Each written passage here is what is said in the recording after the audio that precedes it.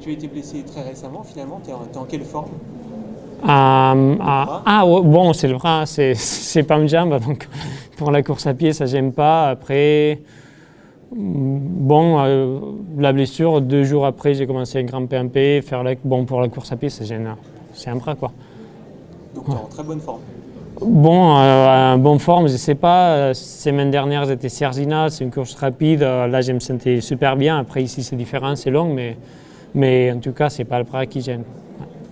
Quand tu arrives ici en 2008, personne ne te connaît. Aujourd'hui, c'est tout le contraire. Comment toi, tu vis ça?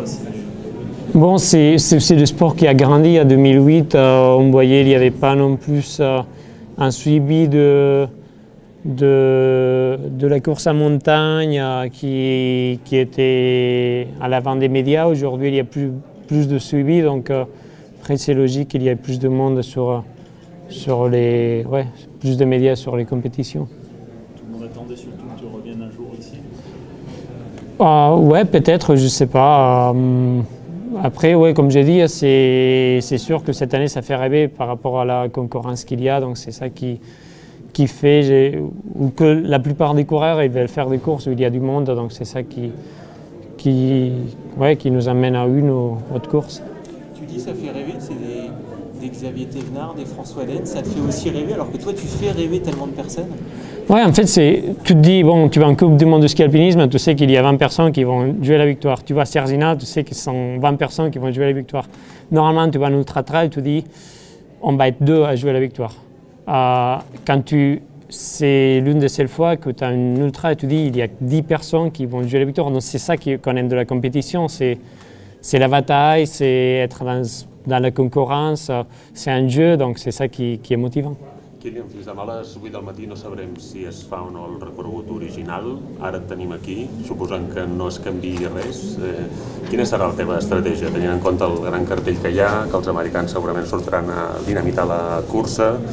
Tu, quina estratègia seguiràs? Tu que ets un gran estratega dins de la competició i tenint en compte que els americans es poden anar bastant ràpid. Bueno, demà serà una cursa molt d'estratègia i jo crec que la meteo influirà molt. Si es fa el recorregut original farà bastant mal temps, fred, jo crec que la part bona del mal temps és que pots ser menys conservador. Jo pateixo molt la calor i amb mal temps saps que pots fer esforços més grans sabent que després es recupera millor que no pas quan fa calor, no? Aleshores serà una miqueta jugar amb això, veure com surt la gent. És difícil fer una estratègia abans perquè després sortir, veure com et sents, si veus que la gent va molt ràpida i que és millor quedar-se una mica endarrere. A mi tampoc m'agrada quedar-me molt endarrere, prefereixo estar sempre una miqueta al contacte per si és possible, però després és això de no forçar molt durant les primeres hores, però bueno, la meteo jo crec que serà bastant influent per això, perquè a nivell de recuperació muscular amb mal temps és més fàcil.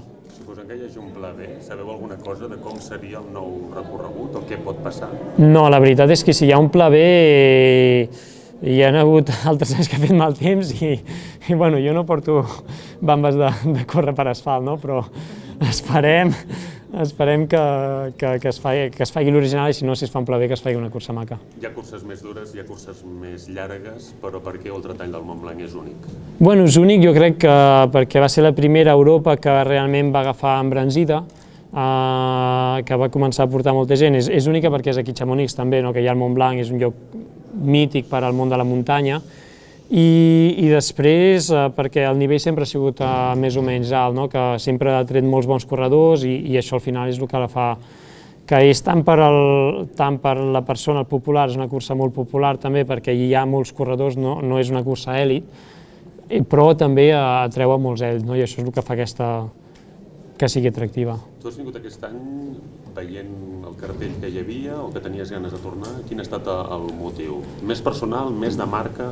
No, de fet, evidentment seran molt estan contents que vingui, suposo, però va ser personal de dir aquest any tenia ganes de fer poques curses, però curses que realment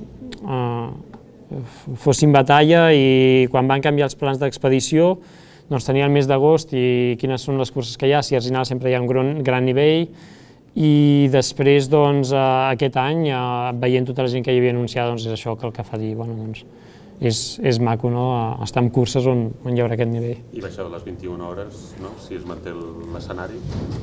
Jo no sóc massa de pensar en temps, mai he corregut mirant el rellotge en aquest aspecte, però després si la cursa surt ràpida jo crec que evidentment aquest any si hi ha condicions bones i això es baixarà bastant segurament de les 20 hores jo crec, o sigui que... Quin és el corredor que veus com a principal competidor teu i en quina motivació vas amb aquesta cursa tenint en compte les condicions meteorològiques, tot i que deies que pateixes més de calor que de fred? Bueno, la motivació, a veure, vas motivat, no? Però al final és el que fem cada cap de setmana també, és a dir, no és una cosa excepcional jo crec, vas, corres perquè t'ho passes bé, perquè és divertit i ja està, no?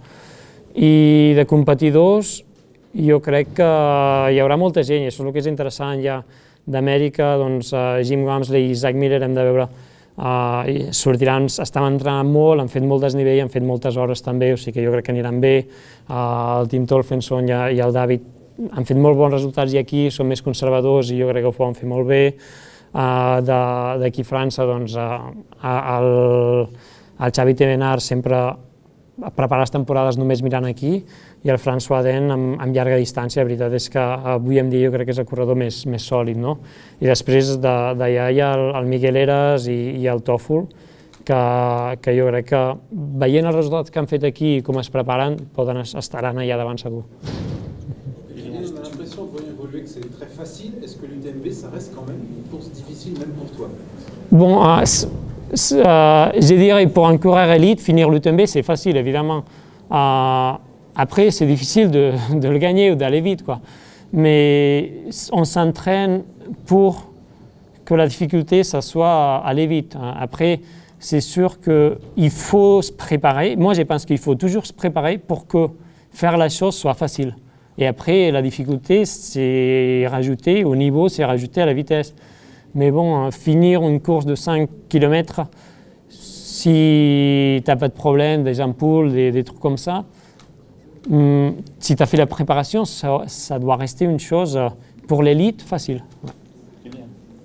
Venimos de la fábrica de Salomón esta mañana, viendo el proyecto Mesh, nos han comentado que podrías correr con unas zapatillas sin cordones. Voy a verlo. De hecho, el proyecto MES son zapatillas que se construyen en el mismo sitio, ¿no? Y es una sola pieza y voy a ver si hace muy mal tiempo, seguramente voy a correr con cordones. Y si hace más bueno, pues con las sin cordones. Como tantos populares que están ahora mismo mirando arriba a ver la pieza de material que sí, que no, según lo que vaya a caer, lo que no, en tema de chaqueta, de bastones, ¿te puede afectar las condiciones finales de mañana o no? Sí, no, al final yo creo que es importante mirar el material en la salida, que es lo que va a ser importante llevar. Y yo tengo claro, si hace bastante mal o frío así, voy a llevar un Gore-Tex 3 capas. Vas a ir cómodo, no vas a ir seco todo el rato y vas a ir caliente, ¿no? Y prefiero estar más cómodo eso que ganar 100 gramos allí. Es decir, al final mañana mirar la temperatura y coger un material más cálido o menos cálido. Y luego nos comentaban precisamente ahí en el Centro de Desarrollo de Annecy que dentro de toda la gama de corredores de Salomon es curioso que precisamente François y tú sois quizá los dos extremos a la hora de elegir, digamos, ropa más suelta, ropa más ajustada, el llevarlo un poco más corto, un poco más largo. Sí, al final cada corredor pues se siente más a gusto con una cosa y otra, ¿no? Yo creo que no hay una forma de, una cosa que sea más performante, sino que es más lo que cada uno se sienta a gusto. Kilian, está claro, en Francia eres una personalidad al nivel de los más grandes, en Suiza también, en Italia también, en España posiblemente todavía no tengas este reconocimiento. ¿Algún día llegará? Bueno, la verdad es que tampoco no es importante, ¿no? O sea, tener reconocimiento al final uno corre, ¿no? Que es una cosa muy estúpida, poner un pie detrás del otro, ¿no? O sea, ¿por qué quieres reconocimiento para esto, no?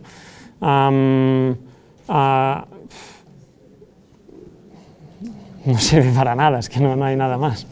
No es una motivación especial el poner por lo menos tu deporte al nivel que por esfuerzo y por sacrificio merece. No, al final yo creo que si haces una cosa que le pones sacrificio, le pones esfuerzo, es para sentir unas emociones, para sentir unas cosas que son internas, ¿no? Cuando te vayas a morir no vas a pensar, vas a pensar qué es lo que he vivido, el resto da igual. ¿Qué piensas de todo este debate que ha habido con el tema de la ligereza en el Mont Blanc, la posición de la alcalde de Saint-Gervais? Bueno, ha habido, estas últimas semanas ha habido bastantes accidentes aquí en la montaña, bastantes gente, corredores que han subido para arriba y también grandes cordadas. También ha habido una cargada de 6 personas que se mataron los 6, ¿no? Es decir, yo creo que es más una cuestión de educación profunda, es decir, la gente que sepa utilizar el material y que sepa las condiciones, ¿no? Ya lo he dicho todo en las redes sociales, si miras he publicado vídeos largos explicando todo eso, yo creo que está ahí todo dicho. Si on peut le faire un peu en français, Oui. sans parler de la polémique effectivement sur Saint-Gervais, mais tu inspires du monde sur monter au Mont Blanc en trail. Du coup, qu'est-ce que ça t'évoque? Sachant qu'il y a eu des accidents, mais ça veut dire qu'il faut effectivement faire plus de prévention, c'est un peu ce que tu disais. Mais... Je pense que c'est pas faire plus de prévention, mais faire plus d'éducation. Et c'est vrai que ça, on est très mauvais comme pays, tu vois, l'Espagne, la France, on n'est pas bon. Tu vois, quand tu vas dans les États-Unis ou dans les pays scandinaves, les gens, ils ont plus de conscience des risques qu'il y a en montagne. Aux États-Unis, tout le monde, il sait qu'est-ce qui se passe si tu vois un ours, et il sait qu'est-ce qu'il faut faire. En Norvège, tu vois, il y a tout le monde qui fait des coupes de neige avant de faire une randonnée de 300 mètres. Ici, on se laisse porter peut-être trop pour l'inspiration, sans réfléchir trop à côté. Et on sait que l'alpinisme, c'est une activité qui demande beaucoup d'années d'apprentissage, qui demande beaucoup d'avoir des gens qui t'instruisent, des gens qui t'amènent, donc des guides ou des amis ou des formateurs, pour prendre l'expérience et à la fin y arriver. Donc je pense que c'est un boulot des athlètes de dire que c'est difficile, et pour y arriver, pour faire les choses qu'on fait, il y a beaucoup de travail, beaucoup d'années derrière. Pour les guides, pour les communes, de former aussi sur cette prévention et sur cette notion. On amène beaucoup trop de monde en montagne aussi. On dit, on donne trop d'accès à la montagne. Moi, je suis contre l'accès facile aux montagnes d'un côté. Tu vois, s'il faut marcher 20 heures pour arriver au sommet, c'est pas pareil que si tu y accèdes en 2 minutes aussi. Donc il faut faire de la formation, et tu vois, ici il y a la Chamonix-Ard, il y a des acteurs qui font beaucoup de prévention, il faut les mettre en avant. Et que sur les écoles, sur les jeunes, ils soient mis en avant.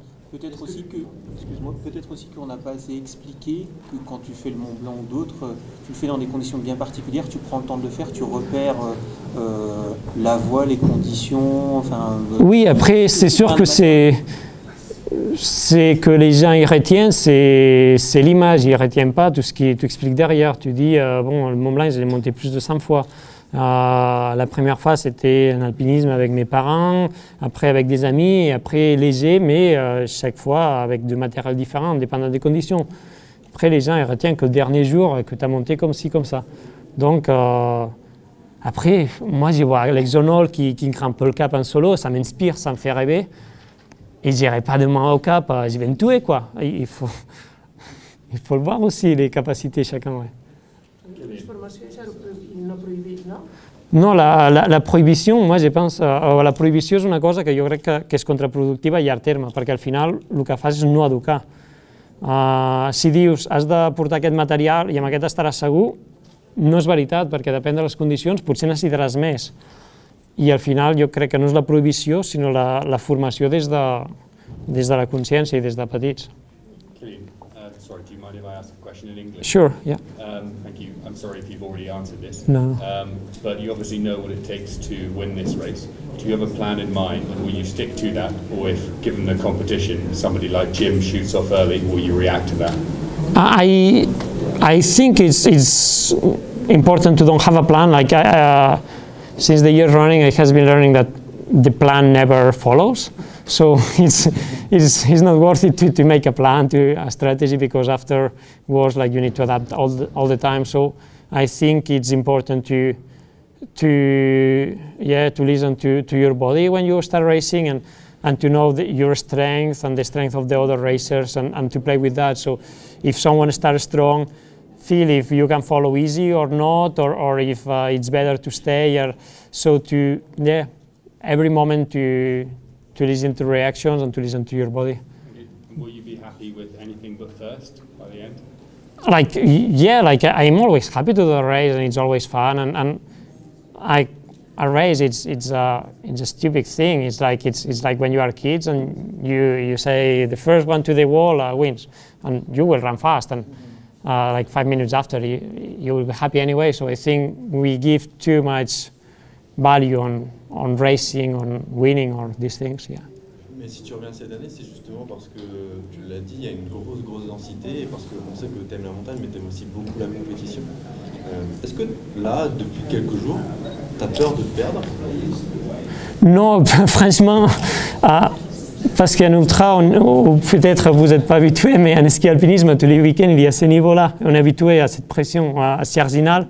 Quand tu vois les temps, les gars qui courent à 2h08 de marathon, putain, tu dis, ça va aller vite. Donc on est habitué, je pense, et on perd des courses. Hein. Tu vois mon calendrier d'hiver, il y a... Regarde, tu es attendu plus que jamais. Ouais, mais ça, c'est pas important. Ça c'est juste de... Ça va changer quoi, l'émotion à la fin. Donc c'est ça qu'il faut faire, il faut prendre en perspective que c'est quoi qu'on court. On court pour ce qu'on attend nous-mêmes, ou on court pour ce qui attend les autres. Donc au bout d'un moment, il faut se poser cette question et savoir pourquoi on court. Tu as assez peu été opposé à François sur une course. Est-ce que ça va être un duel central selon toi dans le scénario demain? Ah, François, il va être très fort, ça c'est sûr. Hein. On l'a vu sur les dernières années, sur la longue distance, il est toujours là, il gère très bien ses courses. Et c'est vrai que depuis 2011-12, on avait beaucoup couru en Australie, ici en France, à la Diagonale aussi, mais depuis là, on n'a pas couru. Après, oui, lui, il s'est centré beaucoup sur les longues distances. Moi, je n'ai fait pas beaucoup, donc... mais ouais, c'est... Bon, j'adore le voir courir et c'est cool de faire avec. Ouais. Et compte tenu des conditions, est-ce que tu penses que tes perspectives ont changé? Est-ce que la concurrence va être un peu différente? Qui c'est qui va être fort dans des conditions difficiles comme demain, tu penses? Non, je pense que l'élite, ils sont habitués à tout. C'est pas... Je pense qu'aujourd'hui, tous les coureurs qui s'entraînent, on s'entraîne tous entre 800 et 1300 heures par année. Donc, ça veut dire tous les jours beaucoup d'heures. Donc, il fait beau, il fait mauvais, on est tous adaptés à tout type de conditions. Una dernière question. Kilian, ara que fa 3 mesos dels teus Everest, com ho veus en perspectiva? Que va ser una bona experiència, que vaig aprendre molt, i el mateix que abans, jo crec que al final és aprenentatge de la manera d'aclimatar i de la manera de fer una expedició. Tornaràs? Vull tornar a fer muntanya alta, no sé on, no sé quan, no sé quin objectiu precís, però anar a muntanyes altes sí.